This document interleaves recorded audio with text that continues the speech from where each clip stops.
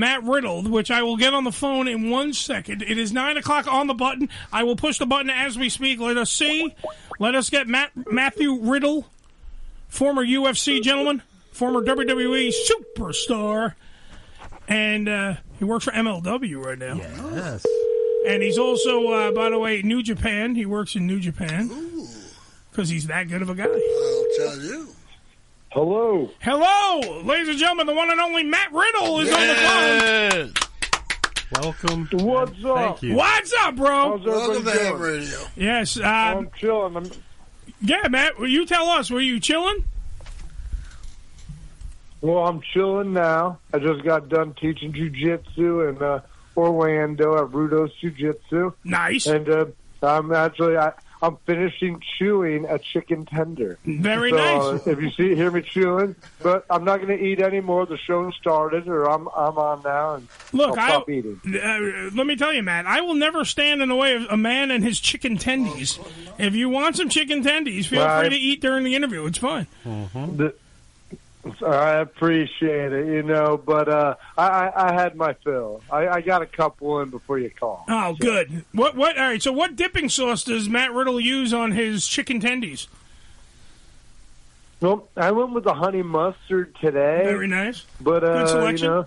I like I like a spicy mayo, though, maybe like some mayonnaise and sriracha stirred up.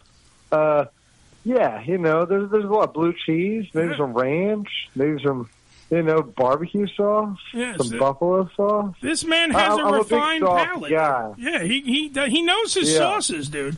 He knows his sauces. I'm a big.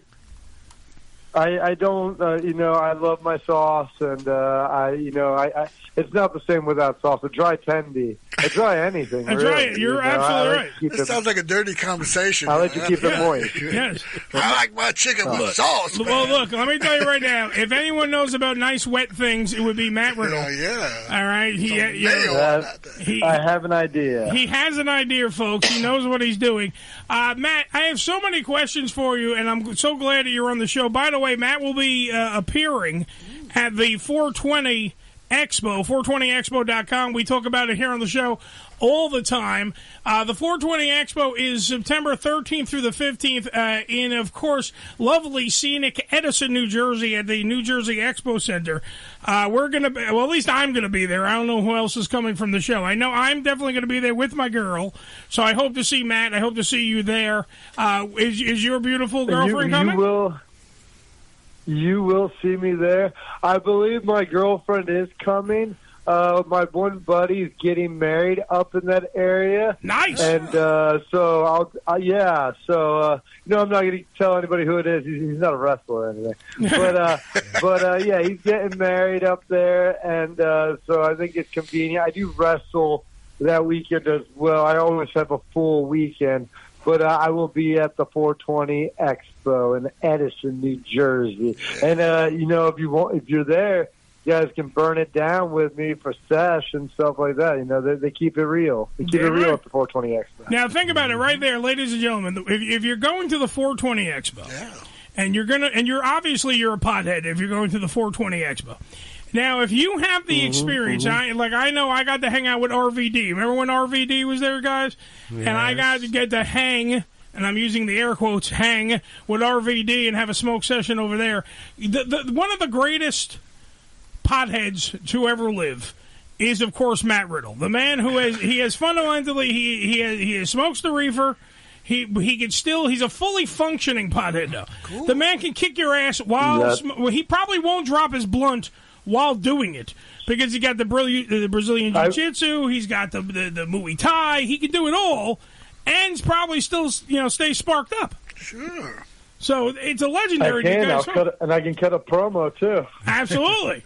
Now that I would definitely like to see. Have him cut promos and everything at the 420expo.com. By the way, if you want to be a part of that, remember 13th through the 15th, Edison, New Jersey. By the way, just because I've made a promise to Matt Riddle's better half, I want everyone to go to therudedudes.com. There's a full selection of Matt's T-shirts that you can get there. All right, so all the good stuff is right there. T-shirts. Yeah. And T-shirts, hats, 8x10s, Yeah, you can get it all there at therudedudes.com. Therudedudes.com. And also, by the way, if you're in the California area, his own personal line of marijuana, Riddle OG, is available in California. So please check that out. That's Riddle OG. Homegrown? Is it homegrown? It's homegrown, I believe. Yep. Somebody's house grows it. Riddle OG. Yeah, somebody's growing. No, my buddy grows it.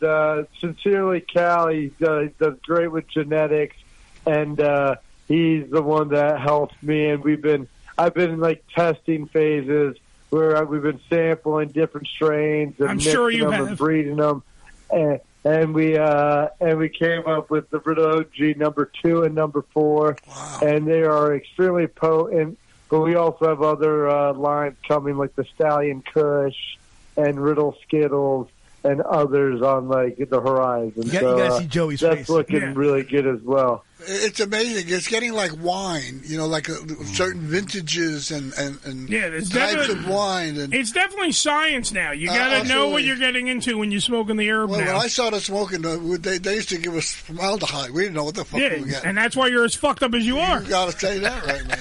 You grow it under the bottom drawer in your bedroom when you But see, if you want the good stuff, get the Riddle OG. It's out now if you're in California. But the smoke is much better now than it was. As much as we can talk weed with Matt Riddle, I got to talk a whole bunch of other stuff because I have been a fan of yours when you were on the independent scene before you were ever a part of the WWE and everything else further in your career. When you were in Evolve, when you were doing all the other stuff on the independent scene, I did not even know that you were in the UFC back in the day. I mean, I had to do my research after finding out who you were.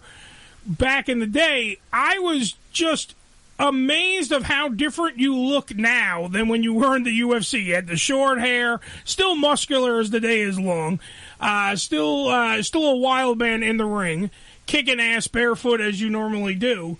I have to ask, though, what was the major thing that kept you from staying in the UFC besides Dana White? What was the reason, what was the actual reason why you didn't stay in the UFC?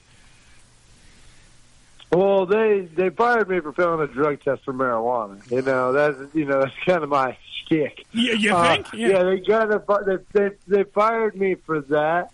But the main reason, because you've seen other fighters, domestic abuse, cocaine, hit and run, and but I think the big thing was at that time they were just getting on Fox. Fox Sports, and just being part of a bigger network. And they also just got the Bud Light beer sponsorship. Before this, it was like Mickey's Malt Liquor, still a premium product. Chico's Bail Bonds. Not Bud Light. Yeah, exactly. So, and then when this was happening, I failed, and they wanted to punish me. And I was like, well, I have a medical license, and you're allowing other fighters to take TRT, testosterone replacement therapy, and be prescribed Oxycontin, Ambien, like whatever it is. So basically, you can fight on like steroids and painkillers and like uppers, but you can't fight because you smoked weed 2 weeks prior. And I go, that doesn't make sense. It doesn't make sense at all. And not to mention also, when you're in the UFC ring, you're getting your head bashed in, there's knees flying, elbows flying, you're getting put in submission moves and everything else. You would think a nice fucking J after all that would be okay. Like, you know what I mean? Like, you're fighting to the death. And that was my argument, and a lot of people agreed. Now you can actually smoke weed, and you won't get in trouble, but you can't do TRT or steroids because that's a performance-enhancing drug. Of course. So the rules did change. I was just a victim of prohibition, But at the same time, on top of that, my last fight with the UFC, they said if I took this fight against Che Mills, they would give me Dan Hardy. Dan Hardy was this mohawk-wearing English dude that wasn't really good at fighting, but people thought he was. Yeah. And I was like, I'm going to beat the crap out of this guy, and that's an easy win for me. I want that fight. And they said if I took this fight in England, they'd give me Dan Hardy. And then when I took it, I was in England. Dan Hardy was announced to fight Matt Brown, a completely different Matthew. And I was upset. And I told him, and at the press conference, I told him, I'm going to take Shade Mills down every round and ride him like a pony. I'm not going to finish him. I'm going to get my TV time. And I did that. I took him down probably 8 times a round and beat him up, but I didn't finish him. I just did enough to not get stood back up. Yeah, well, the TV time is more important. And they were livid with me. Yeah. Mm-hmm. No, to me at the time, yeah. But they were livid with that, and then a couple weeks later, their lawyer called me saying I failed a drug test and I was fired. So, needless to say, you're probably not going back to the UFC anytime soon. However, well, I mean, you never know. You know, if CM Punk's back in WWE, I could probably make my way back to the UFC. Oh, I think it would be the most triumphant return ever into the UFC fold. The thing that makes me laugh, though, is that every time, and we can go down the pike here, when you left the UFC, your career though advanced. You started making more money doing pro wrestling because you know what I mean, like when you started getting bigger and bigger and bigger, and the legend of Matt Riddle was born, and you're doing all the stuff that worked your way to get to the WWE. I don't know if you want to get into why you were not in the WWE anymore, but either way, doesn't here or there. That happens, and then your career now has even flourished even more. So every time you get fired, it flourishes even more. You get bigger than everything. I mean, right now you're working for MLW. You're working for you're working for New Japan. You're all over the place. You're in multiple different companies, busting ass, kicking ass, and being the original bro, and getting to do it on your terms. And you have a kid, and you have a girlfriend. I mean, you get to do all the things that you probably wouldn't have been able to do. And a guy like you can't be caged. I mean, except like in an octagon, but you can't be caged. You gotta let that stallion run, and that's what you are. You go out there and you do it. So you're better off. You're the only man I know that gets fired, and now every time you get fired, you're better off. Is my point.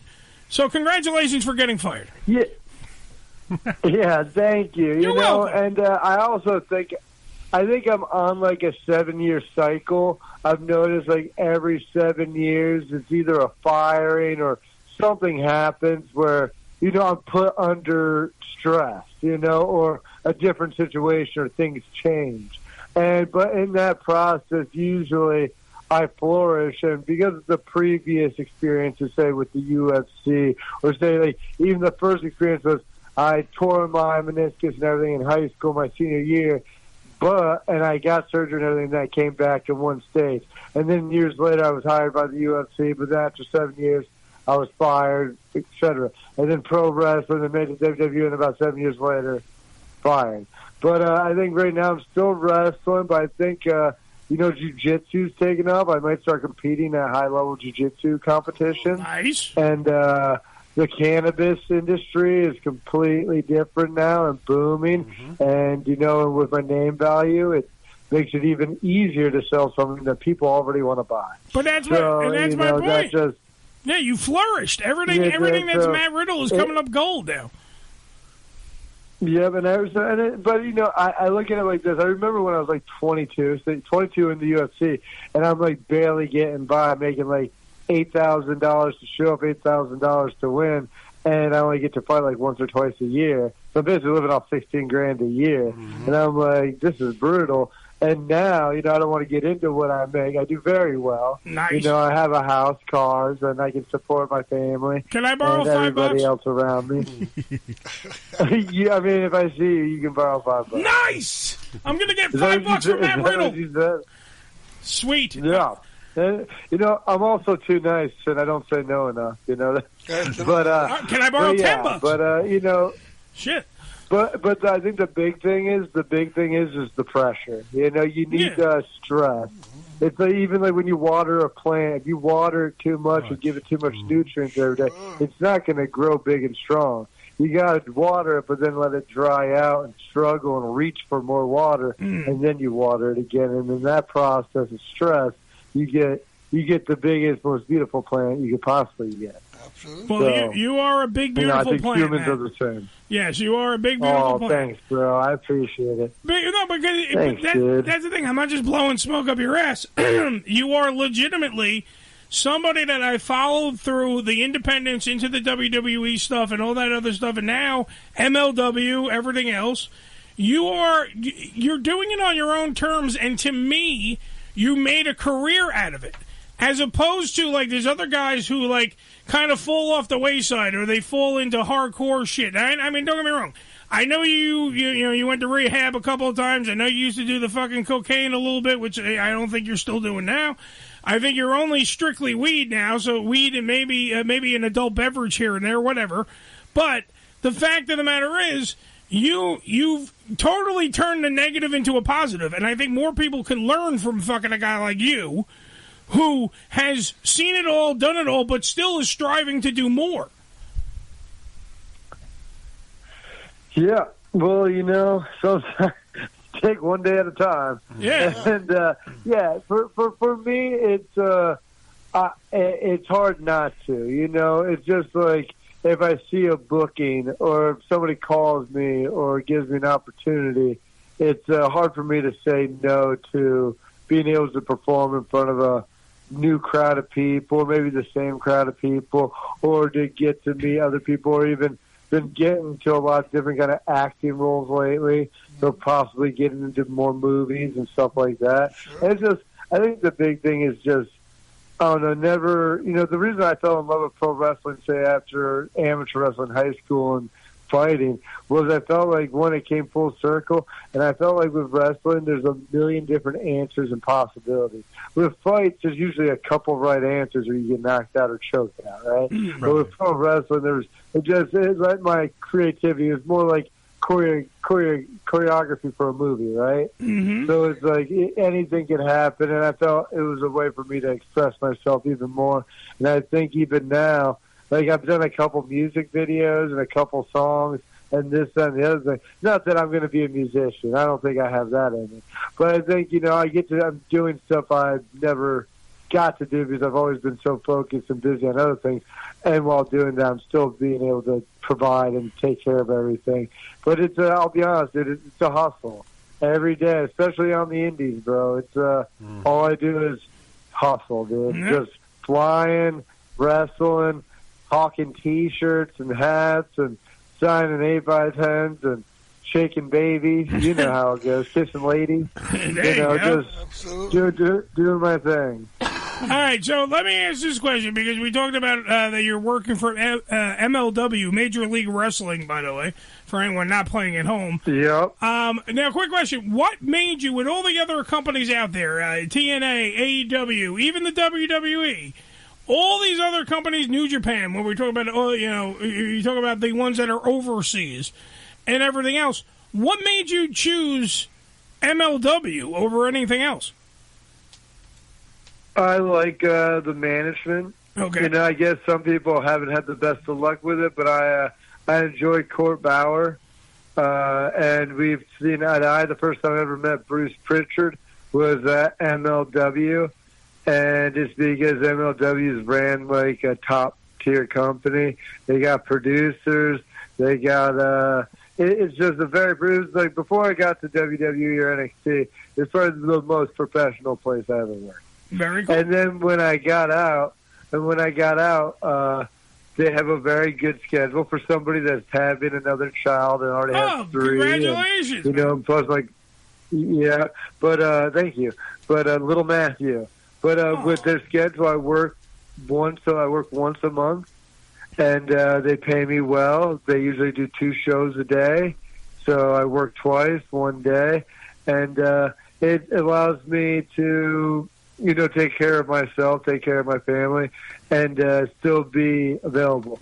Also, they don't lock me down. I also work for, like you said, New Japan, AAA, The Crash. I wrestled in Australia, World Series of Wrestling. Like, I literally wrestle. I wrestled down at IWA Puerto Rico at Savia's company, so I'm not off limits. I can wrestle anywhere, wherever. But with some of the other companies, they're great. I think TNA is great. I think AEW is great. I think WWE is great. But I think the scheduling was kind of an issue, with having your responsibilities and kids and everything I have. I need people to send me dates months in advance. Like if somebody hits me up about December, I'm taking that date. And then if you hit me up in November and you're like, "Hey, are you available?" I'm like, "No, I took that booking in September." You gotta. I need those dates far in advance because I need to be 100% certain I'm coming home with some cheddar. Damn right. I mean, how else are you going to buy all those chicken tendies? The fuck, they're not free. How am I going to? Yeah, they don't make themselves. Damn right. Somebody's got to cook them. Somebody's got to bread them. All right, there's a process. There's a process involved, people. There's a process. Matt Riddle, by the way, on the phone right now. Matt Riddle, world-renowned wrestler who's been around, has seen it all, done it all. UFC, doing Brazilian jiu-jitsu. Of course, works for the WWE, NXT, now works for MLW, and many countless other promotions like we just talked about. So if you're going to be there and the cheddar is the proper price, who is the dream match? Who do you give me? Give me a dream match. Give me somebody from any company, doesn't matter who. Who is the dream match? Matt Riddle versus who? There's a lot of good talent out there right now. I've always wanted to. I don't know if it'll ever happen. I always wanted to wrestle Kenny Omega. Nice.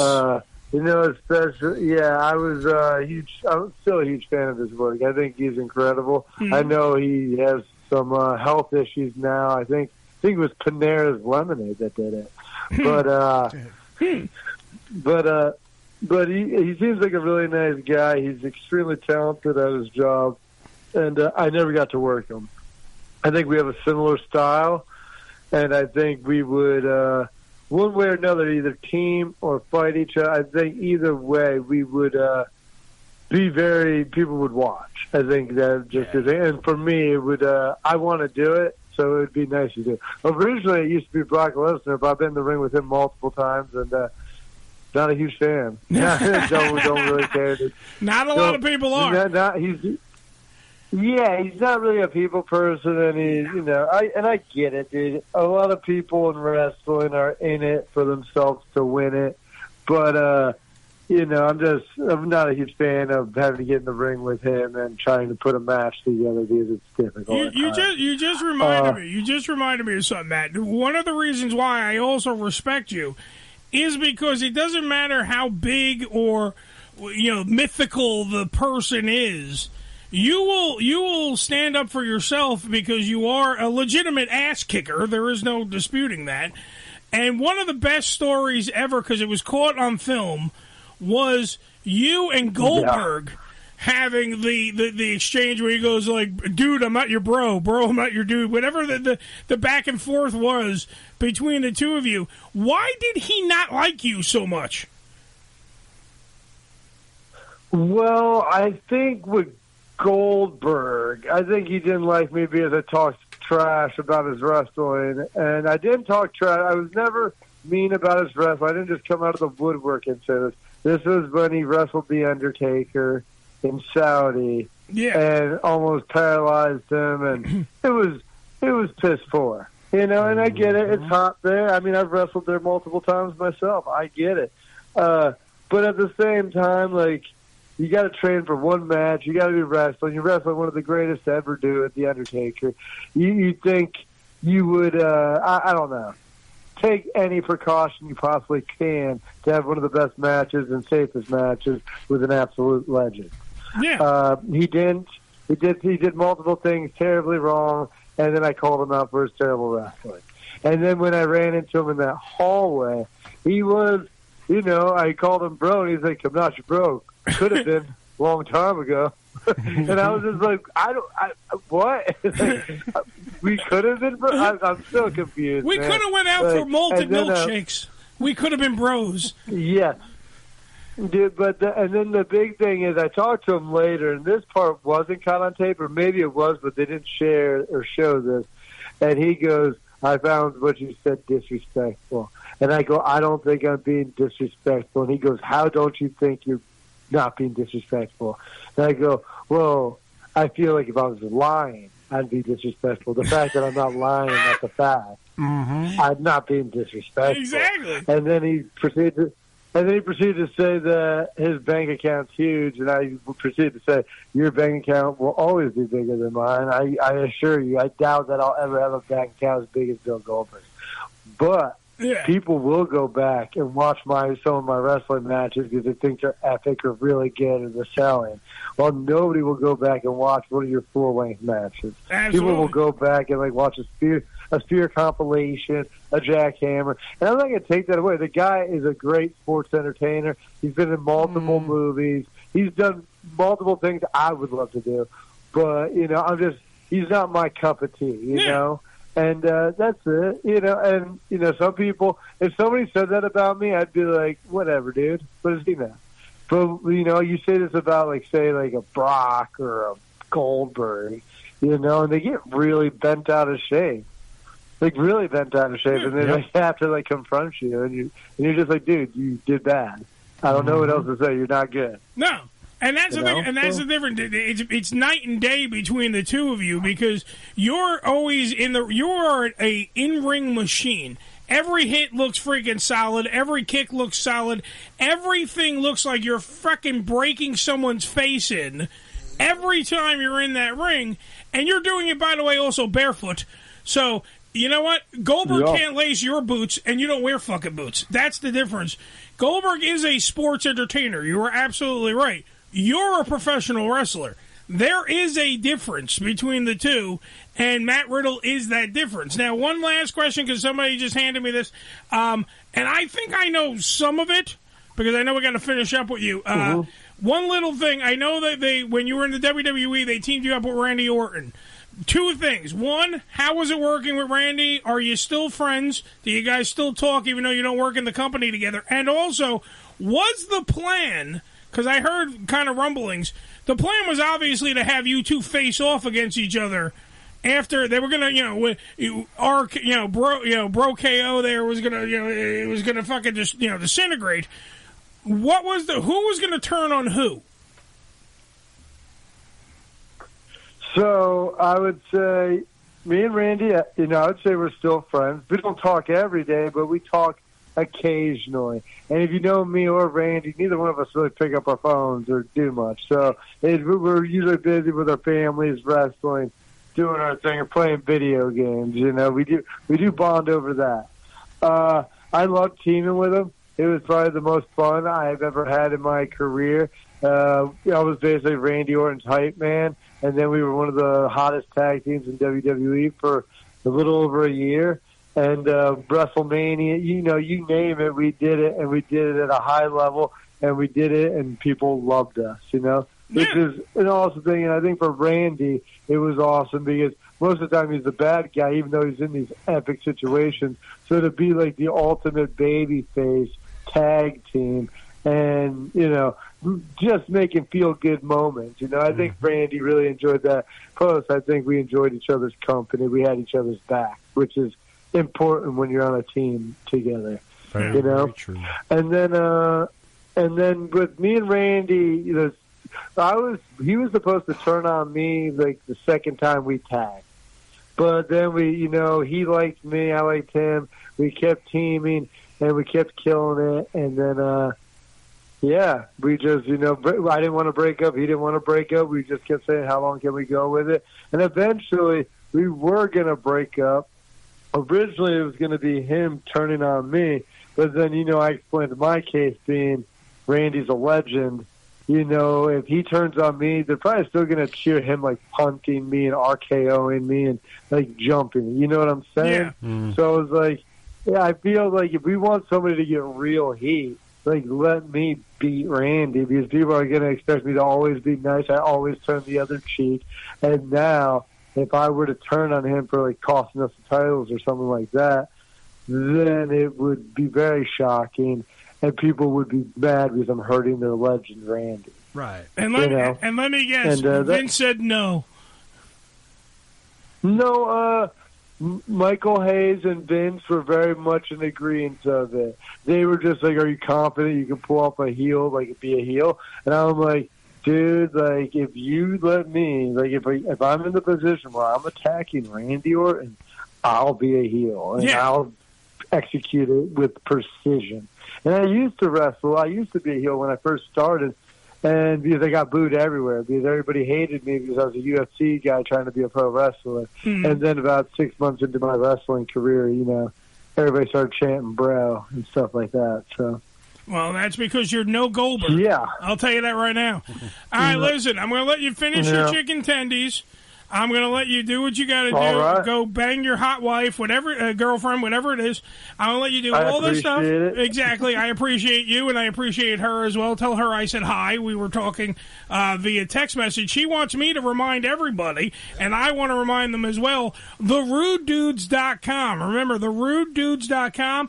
All the T-shirts, the 8x10s, the autograph, all that good stuff is right there at your fingertips. You can do that for, of course, our brand new friend of the show. He's a Hoff, Ham Radio Show official friend, the one and only Matt Riddle. He is right there at therudedudes.com. Also, remember, if you're in California, Riddle OG, the strain, his marijuana is available in California. And remember, he's also going to be at the 420 Expo. For more information about that, 420expo.com, September 13th through the 15th, live and direct. You can smoke with him, you can talk to him, you can hang out with him. It's all going to be there. Matt Riddle will be in the house.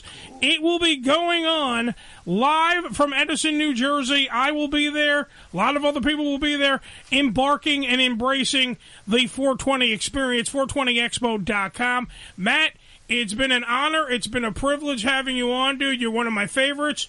I already told you that. Yet again, this is the part where I blow smoke up your ass. Is there anything else that you want to plug on this show? Because feel free to plug whatever you want.